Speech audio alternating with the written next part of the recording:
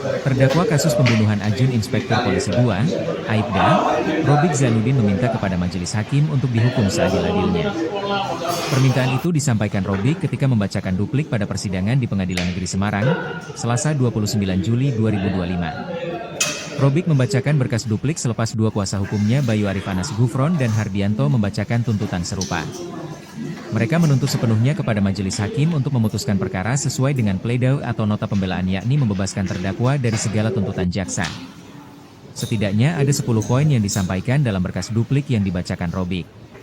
Dari 10 bagian yang dibacakan, Robik bersikukuh bahwa penembakan yang dilakukan terhadap 3 pelajar Semarang Gama Rizky Nata Oktavandi, Sa dan Ed pada 24 November 2024 silam merupakan tindakan diskresi kepolisian.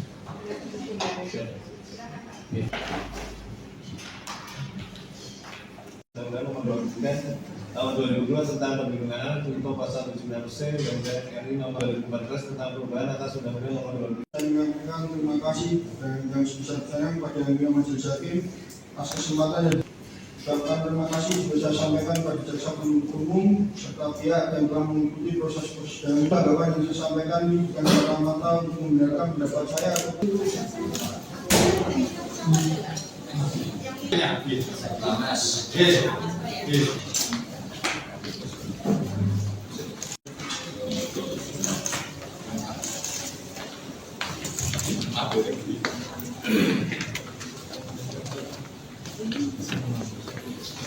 Ada yang memberatkan karena apa yang dilakukan dengan menembak mati itu dianggap sebagai pembelaan terpaksa atau nutwir.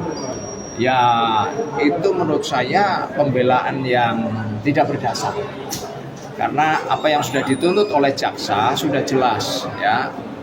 Tidak dalam keadaan terpaksa. Selesai. Dan itu yang menyampaikan juga ahli Brigadir Jenderal Bintang 1 Feris, bahwa apa yang dilakukan oleh terdakwa itu menyalahi prosedur, tidak dalam keadaan nutwir, tidak dalam keadaan terpaksa atau dalam ancaman nyawanya terancam baik untuk dirinya sendiri maupun orang lain.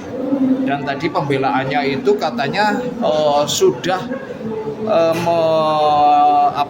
mengaku sebagai polisi.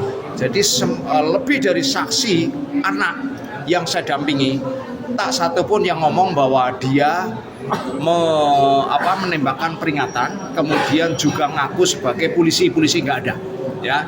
Jadi kalau dia ngaku bahwa saya polisi, terus kemudian saya menembak, ada penembakan peringatan, itu sebetulnya supaya unsur pasal 49 ayat 1 nutwir, kondisi terpaksa karena diserang itu supaya terpenuhi. Sebetulnya tidak ada. Jadi sudah clear. Silakan besok hakim supaya memutus maksimal 15 tahun dengan pidana denda 200 juta atau subsidiar ditambahi lagi 6 bulan dari 15 tahun. Tapi bisa juga hakim ketika mempertimbangkan bahwa ada 2 anak mati yang di bawah umur dan masih punya masa depan yang cerah, ditambah lagi 2 anak yang ditembak walaupun tidak meninggal, bisa diancam pidana melebihi dari tuntutan. Replik dari penuntut umum yang pada intinya kami tegaskan kembali bahwa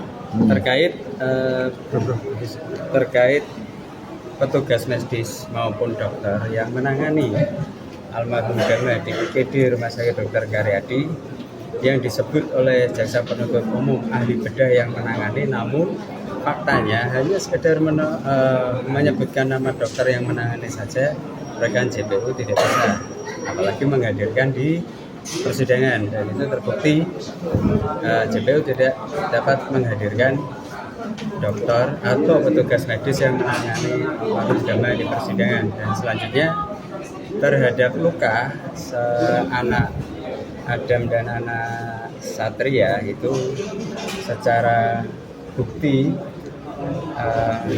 formil maupun materialnya itu proyektil tidak pernah dapat dihadirkan di persidangan untuk di forensik, ya, terhadap apakah benar dari senjata api milik terdakwa.